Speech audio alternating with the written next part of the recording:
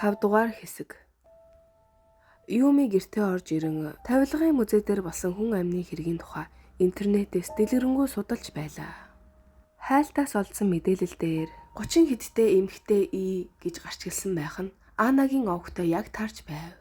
Юми Анагийн хэлж байсан үгнүүдийг санан яавч түүнийг амиа хорлох учиргүйдэ хэмээн бодон сууна.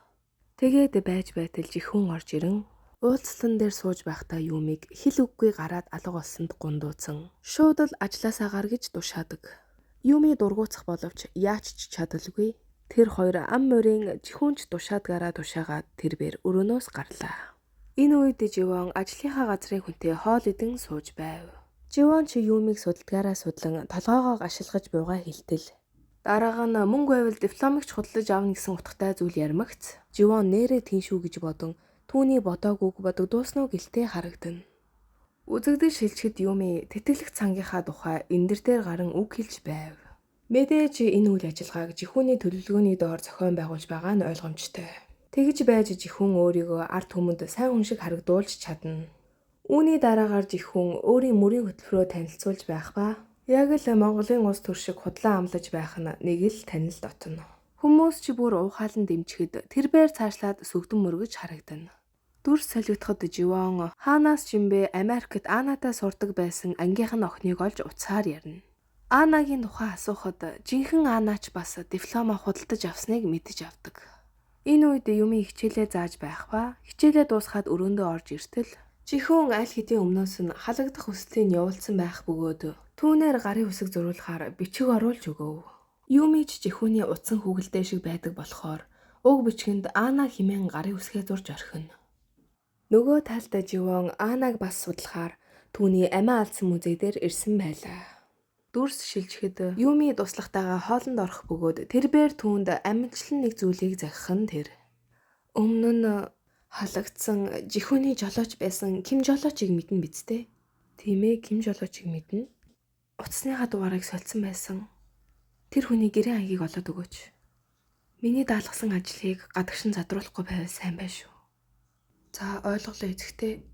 Тэгээд бас жихүүний муухай хандсан хүмүүс гээд хачирхалтайгаар халагдсан хүмүүс зөндөө байгаа биз дээ. Тэр хүмүүсийн листийг гаргаад аваад ир. Чуу туслахаа би танд итгэж болно эзэгтэй. Болно эзэгтэй. Баярлаа. Хоолоо эзэцгээе. Гээд тэр хоёрын яриа өндөрлөв. Орой болоход жихүүн ерөнхийн сайдтай уулзаж танилцахаар хүлээн сууна. Хэр баргийн хүнд ёсолж доор нь ордгүй тэрбээр энэ удаад их л долгоноор харагдана. Үүнээс үзэхэд улс төр гэдэг бие биентэйгээ холбоо сүлбэтэй байж нөлөө бүхий хүмүүсийг танино гэдэг хамгийн чухал. Энэ үед Юми машиныхаа арын багажнаас юм авахдаа нөгөө маш их бэлэн мөнгөтэй цүнхээ харан цааш түлхэн халахлана. Юми гэртээ орохоор явж байтал Анагийн ээж охин хоёр лефт хүлээн зогсож байлаа. Анагийн ээж гунигтайгаар уцаар ярих ба тэдний яриаг хальт сонсоход Ана охиныхоо төрсөн өдрөөр амь насаа алдсан. Охин нь солонгос хэл мэддгүй болохоор ээж нь нас орсныг одоо хүртэл мэдээгүй байгаа тухай ярьж байлаа. Уг яриаг сонссон Юми Анаг охинтой байсныг мэдээд түүний сэтгэл санаа нэг сонирн болж шууд шатруугийн өөрөө буруутай мэт санагдан гимшнөө гэлтэй. Маргааш нь Живон Анагийн амь насны хэрэгээр цагдаагаас илүү дэлгэрэнгүй мэдээлэл асууж байлаа. Анаг өөрөө амиа хорлсон гэх ба мөрдөгчийн ярианаас үзэхэд өөр илүү с ิจ гтэй зүйл их байсан ч тэдгэрийг нээх тоогоогүй байгаа харагдана. Дараа өдөр нь Юмигийн нүдэн дээр жихүүнд зодуулж халагдсан Ким жолоочийн гэрийг олж ирсэн байлаа.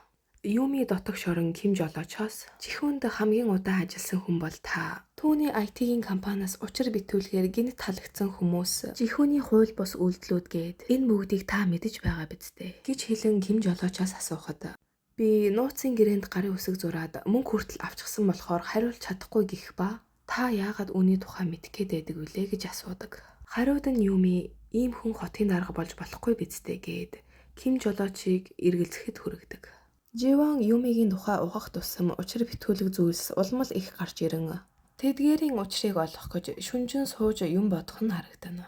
Нөгөө хэсэгт жихүүн ажлынхаа хамтрагчтай виски уун сунгаа. Эрх мэдлээ ургуулan ашиглан яаж өөрт ашигтай байх талаар ярин сууна. Уг ярианаас үзэхэд жихүүний өөрийн ажил нь болж байвал бусад ард иргэд яах нь үнэндээ хамаагүй байлаа. Юми ч жихүүний зохион байгуулалттай хандивынхаа ажлаар түүний бохир мөнгөний жаахан хэсгийг ийш тийш нь хандивлан зураг бичлэгээн татуулан байна. Тэд ажлаа дуусхан гэрийнхаа гаражид ирсэн байх ба ядарсан Юми урамгүйхан машиныхаа цонхоор чиртэн сууна.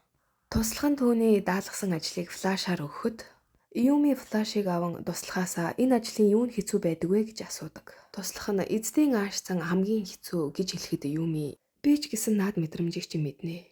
Тэдний ааш занд тааруулж тэдний айсыг харж хөдлөх. Тэр үед надад их л муухай мэдрэмж төрдөг байсан нь санагдаж байна. Гэхдээ туслах нь ихэд гайхан та яаж мэдэж байгаа юм бэ гэж асуудаг. Юми хинт ч хэлж байгаагүй нууцаа туслахтаа задлнуу гэлтэй. Гэхдээ даанч туслах нь түүний яриаг сайн ойлгосонгүй байгаа нь харагдана. Юми мэдээж хизээч ойлгохгүйг нь мэдээд хэсэл нь ойлгомжтой. Хотын дарга болсон жихүүн гудамжаар яван энгийн иргэдтэйгээ уулзаж байлаа. Юми ч мөн адил ард нь сүүдэр мэт дагуулдан явна. Иргэдийн хандлагаас үзэхэд жихүүн ч ард иргэдийн дунд нэлээн сайн нэртэй бололтой. Уг үйл явдлын дараа Живон ажил дээр ирэхэд энд тэндгүй утас дуграад сэтгүүлчид маш завгүй байлаа. Живон юу болсныг ахлахаасаа асуухад ахлах нь жихүүн эхнэр бас нууц хүүтэй байж тэр хоёр нь Америкт байдаг гэж байна. Гэхдээ зэрэгцэн баг хариуцсан дарга нь орж ирэн өмнөх мэдээлэлээ болоод энэ мэдээллийг шууд хэвлэхийг даалгана. Нөгөө талд жихүүн өөрийнх нь тухай гараад байгаа цурхлаас болж нэлээд стресстэх ба ажилчдаа игнэн зогсоон загнаж байх бөгөөд туслахуудын царайны хувирлыг харахад түүнээс нэлээд айж имээсэн байгаа нь харагдана. Үүнээс үзэхэд тэр ямар амар хүн бэ гэдг нь тод байлаа. Яг энэ цаг үед Живон ахлахтайгаа сууж байх бөгөөд ахлах нь түүнд жихүүн чамд нэг үл хөдлөх хөрөнгө санал болгосон гэвцтэй. Яагаад чи тэрийг аваагүй юм бэ гэхэд зүгээр л авмааргүй байсан. Минийх биш юм шиг санагдаад. Би бол зоригтой иргэн шүү гэхэд ахлах нь инээмсэглэн. Тэгээд телевизэр хартал нэг кино гарч байх бөгөөд нэг инээдтэй зүйл нь жихүүний дээр Живонд хэлсэн зөвөн үгс нь энэ кинонаас сэдвэлсэн байх нь тэр. Тэр хоёр утсаа харахад жихүүний тухай мэдээлэл хайлтын номер 1-ээр гарч ирж байгааг ажиглана. Үүнтэй зэрэгцэн Юми бас үүнийг харан сууж байх ба түүний нүдэрээ инээмсэглэхийг харахад тэрээр уг мэдээллийг задруулсан хүн байх бололтой. Хаалга онгойн туслах нь орж ирэн түүнийг жихүүн дуудууллаа гэж дамжуулна. Юми жихүүн дээр орж ирэхэд маргааш өглөөний мэдээгээр энэ цуу яриаг баталгаагүй хуурамч гүтгэлэг гэж зацах болно. Тийм болохоор чи гадуурх ажиллаа хийх шаардлагагүй гэртээ хэд хоног бүг гэж хэлв. Тэгээд гинт жихүүн чи дахиад Юми руу амьдрах бодол алгуу гэж пал идэл асууж орхино. Юми ч гайхан чи Анатай уулзсан юм уу гэхэд тэр галзуу хүүхэн надаас айлгүйгээр өөрөө эхэлж залгсан гихэн тэр. Үүнийг сонссон Юми яг үнэндээ Ана амиа хорлоогүй жихүүн түүнийг алуулсан гэдгийг мэдээд шоконд орж орхилоо. Жихүүн түн рүү аимшигтайгаар инээмсэглэн явсны дараа Юми нулимсай барьж ядан үлдэнэ. Юми ч гашуун үннийг мэдээд машинда шүн болтос суусан байх ба зүүрмэглэж орхисон байв. Гэтэл гаднаас хэн нэгэн Юми гэж дуудхан сонсогдоно. Дуудсан зүг рүү харахад Ана цааш харан сууж байв. Намайг баг байхад томчууд гүнжтэй адилхан гээд Анасташа гэж дууддаг байсан. Тэгээд миний хоёр дахь нэр товчоор Ана гэдэг болсон. Над шиг амьдарч үзэх ямар байсан. Гой байсан уу? Миний хулгайсан зүйлс бүгд хуурамч байсан. Тийм болохоор чи Анагаар амьдрах гэж намайг алсан юм уу? Тийм үү? Би чамайг халаагүй.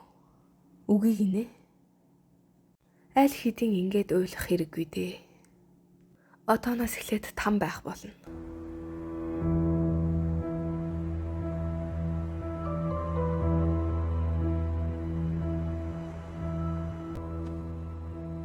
Манай Ана яанда амьд үлмээр байгаа бол азтай байх хэрэгтэй дээ. Уг сэрдэхийн зүүдний дараа Юми гадаа тамхи татан зогсно. Тэрээр өөртөө хүсэж байсан зүйлээ авах юм бол ойлгодог. Би яг үүнийг хүсэж байсан уу гэдгээ.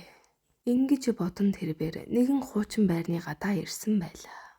Тэгээд дотогш орон хонхыг нь ч даран хаалгыг нь ч зохин их л яруу байгаагаа илтгэнэ. Хаалганы цаанаас хинбэ гэхэд Живоно би байна, Юми байна гэж хариулан Живоны гэрээг зорин очжээ. Энэ үртэл Ана киноны маань 5 дугаар анги байлаа. Та бүхэндээ киноныхаа үзэгдэл сцен мөрийг тайлбарлах гэж чадан ядан хичээлээ. Хэрвээ таалагдсан бол лайк, subscribe-а идэвхтэй дараарай. Баяртай үзэгчдээ.